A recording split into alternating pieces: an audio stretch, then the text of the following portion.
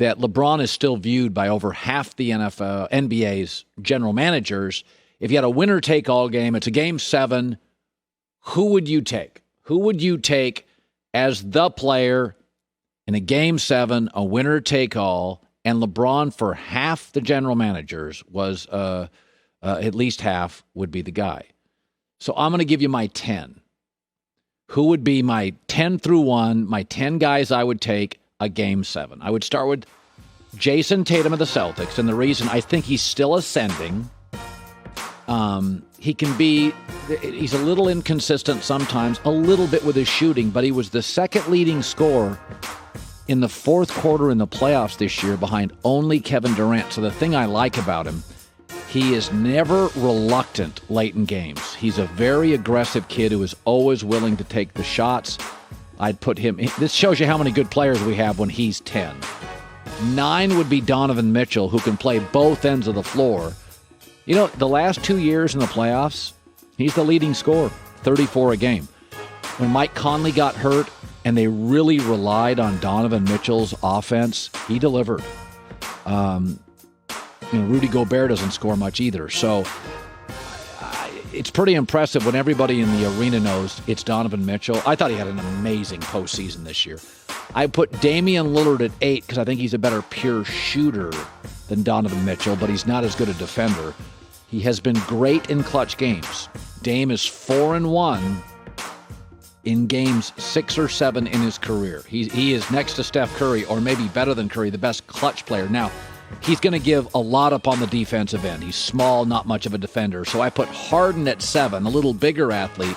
And I also think James, he's in his prime right now. I think James' ability to distribute this year was really impressive. When Kevin Durant got hurt, he got all these young net players and these kind of C-level players involved. I thought it was the first time I was really all in on Harden. I would put Luka 6, and you could go either way. Maybe I'm wrong on this, but I think Luka's going to take another step this year. He's only 22. So as good as Luka is, I think he's going to be in a little better shape. He's coming off that great 17-1 record in the international competition with Slovenia.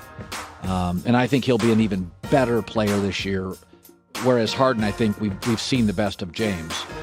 Number 5, Steph Curry. He gives up a little bit on the defensive end. 6 of the last 9 years, he's been leading three-point shooter. He's been in a ton of big games. I may have him too low at 5. Again, can be a little erratic with the ball in his hands. He's got some turnovers, and he's not much of a defender. Always trust him in a big spot. 4, when he's healthy, Kawhi Leonard. He's such a great get a bucket, get a stop guy. Now, again, we know he's going to be hurt. He's not going to be here most of next year, or at least half of it. But if you look at his career, he has been defined largely by being at his best in big games. And again, he can defend multiple position players. So, and that matters, by the way, in these situational games. Can you get the stop? And he can. Number 3, and I would not have had him nearly this high before the playoffs. I thought Giannis delivered. He still can't shoot, but he plays. I mean, listen, in transition, he's unstoppable. Within 4 feet, he's unstoppable. And he keeps working at his free throws. And I thought, you know what?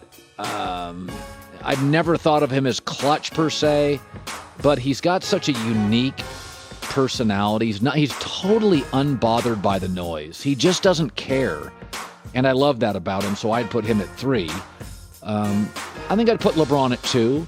LeBron is not the defender he used to be, but he is such a Swiss Army knife. You can ask LeBron, like Magic Johnson, I need 25 points, I need 18 assists. LeBron can do anything. He is not the defender he once was. And,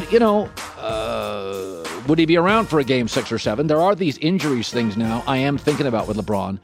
And I would put him just behind Kevin Durant, number 1, who I think is the greatest offensive player in the game. And for the record, Durant doesn't get enough credit for this. He can guard multiple positions and is a very willing defender. Kevin's not strong, so he's not real trunky, so you can push him around a little. But Kevin can really defend, and he doesn't get a lot of credit. Kyrie's awful. Harden's not very good. Kevin Durant can defend. And I think he's the greatest offensive player right now in the game. mid-range, three, driving the basket. Their argument, I mean, as great as Magic was, he wasn't this as a scorer. As great as LeBron is, I don't think he's as natural as Kevin as a scorer. So I think right now, Game 7, Durant's hard not to take. The only thing, I mean, and what's funny about Kevin, people could say, well, you know, he looked exhausted against Milwaukee. You know, everybody was banged up and hurt. And the truth is, Milwaukee was so dang big, and they kept throwing bodies at Durant. And they were asking him, you were asking him off an ACL or whatever injury, he had to play 48 minutes. Guys have a right to get tired. But when you go back and look at Brooklyn losing to Milwaukee, and now we know Milwaukee won the title, what Milwaukee really did to Phoenix and Brooklyn, it was just an army of Portis and Lopez and Giannis and Drew Holiday. They just wore Phoenix and the Brooklyn Nets down. And it's a thing. Like, you get to the postseason, PJ Tucker. It was that you don't think of Bobby Portis as being vital, but when he's the third big I have to face in a row, and Kevin Durant's really the only big they could depend on, it wore him down. So that would be my top 10. Hi, everybody. Thanks for watching. Subscribe here to get the latest from the show. Also, be sure to check out more of the best clips from The Herd, or go watch a few segments from other shows on FS1.